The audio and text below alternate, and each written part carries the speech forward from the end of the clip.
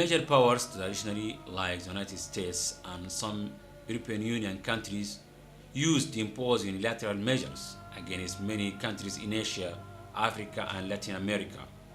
So, with the knowledge of all, here and there, that these forced unilateral measures are completely contrary to international law, international humanitarian law, and the UN Charter, and the overall principles governing peaceful relations among states. الآن مجلس حقوق الإنسان أخذا بعين الاعتبار Taking the Human Rights Council now consider development that occurred when applied sanctions in accordance with Article 41 of the UN Charter, which has affected many segments of innocent citizens.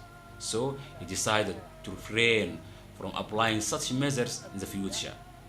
And actually, after Iraq and Haiti, all the sanctions applied by the UN Security Council aimed at certain sectors and certain people suspected they are entering in the terrorist operations or misappropriation of funds.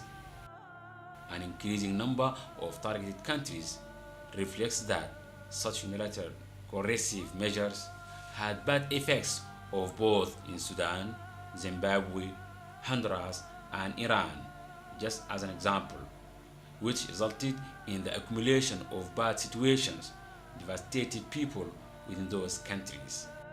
If we look at the question of unilateral sanctions from the United Nations perspective, we find that the UN Charter, since the preamble, prohibits unilateral economic sanctions. It appears in Sudan the effects of these coercive measures bleak and devoid of many humanitarian towards the people of this country.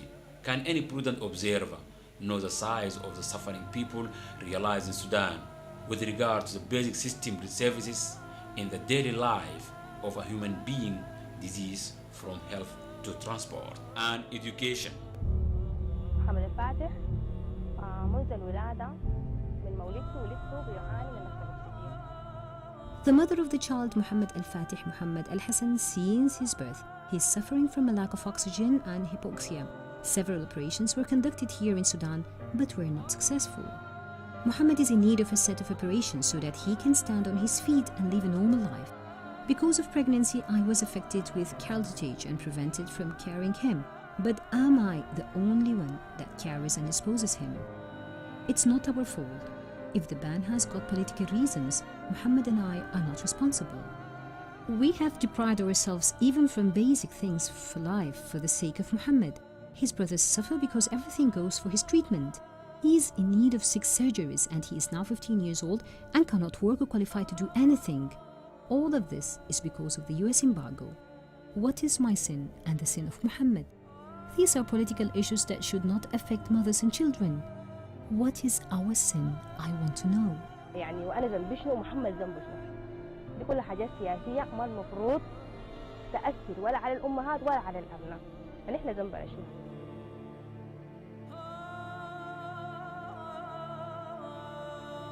تعلمون أن You know that there are a lot of diseases, especially cancers, various cancers. We have 4 devices. Each device handles about 80 patients a day. Now these devices are stopped. We have about 400 patients are unable to receive treatment due to lack of services.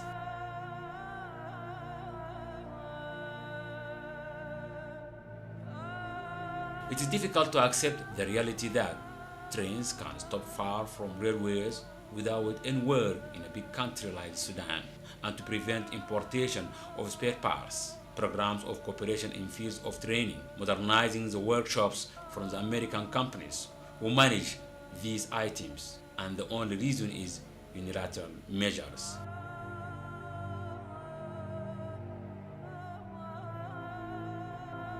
في قطاعات مرتبطة. There are many sectors linked to America. Unilateral economic sanctions blocked arrival of spare parts for many sectors. For example, the railway, which was very impressed with the sanctions, as well as the aviation sector, which suffers also of the lack of spare parts. There are some Airbus lost parts because of these unilateral sanctions.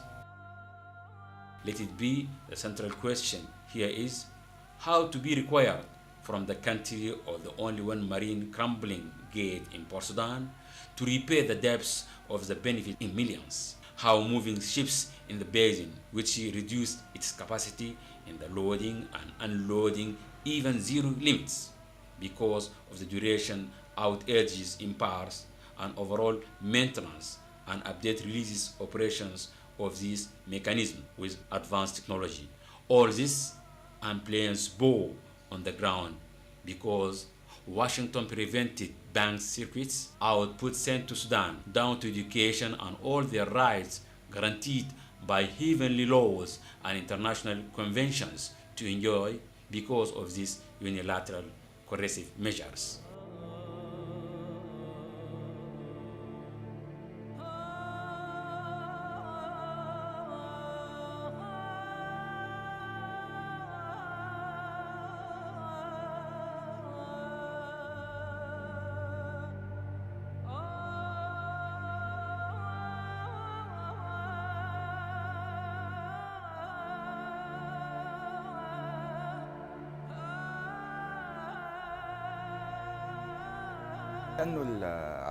The economic sanctions had a major impact on the education sector. For example, Sudanese students who want to get advanced certificates of computer are not able to sit for them in Sudan, but it will take to travel abroad to receive these certifications.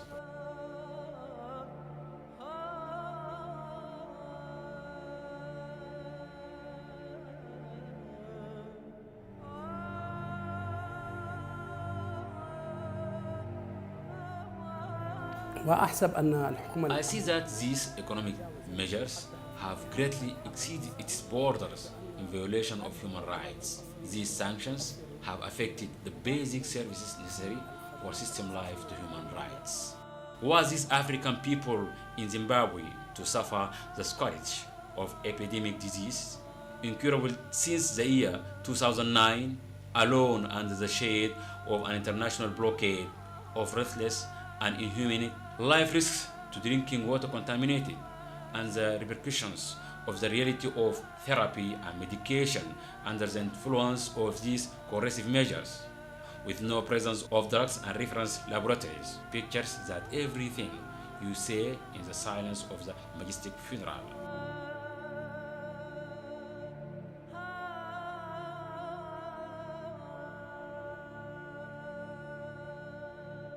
At least the situation in Honduras is dangerous than the situation in Zimbabwe, with a different economic and political conditions in any of them.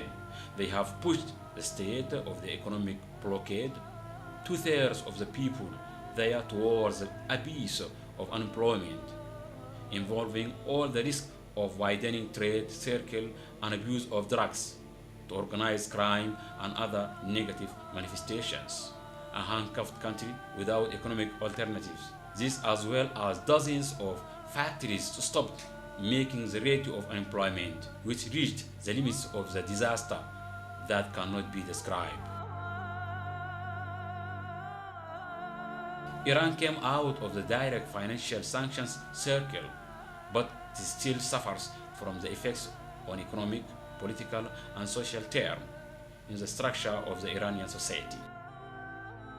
So the objective is to create some kind of strife that will lead to an internal change in the Iranian political structure.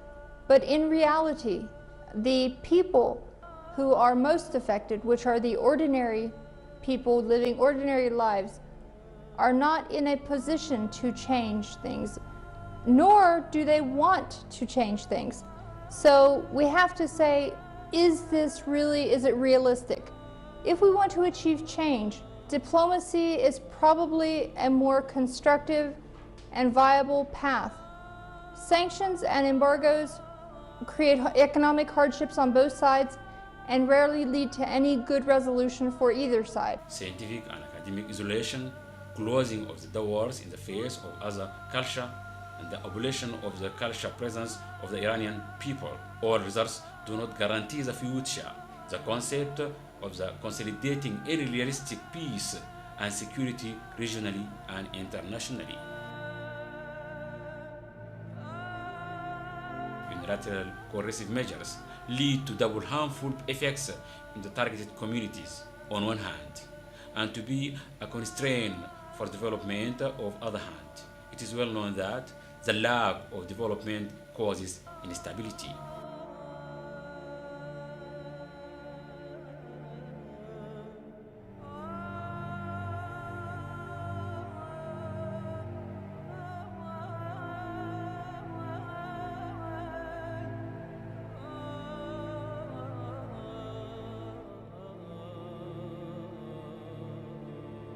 العقوبات ليست على الأنظمة These الحاكمة. sanctions are not on the existing regimes but on people, and the suffering of people is greater than suffering of regimes, and thus resulted in this economic imbalance and the consequences of civil wars and conflicts, poverty and malnutrition among children, and multiple death. All of these consequences because of the unilateral sanctions.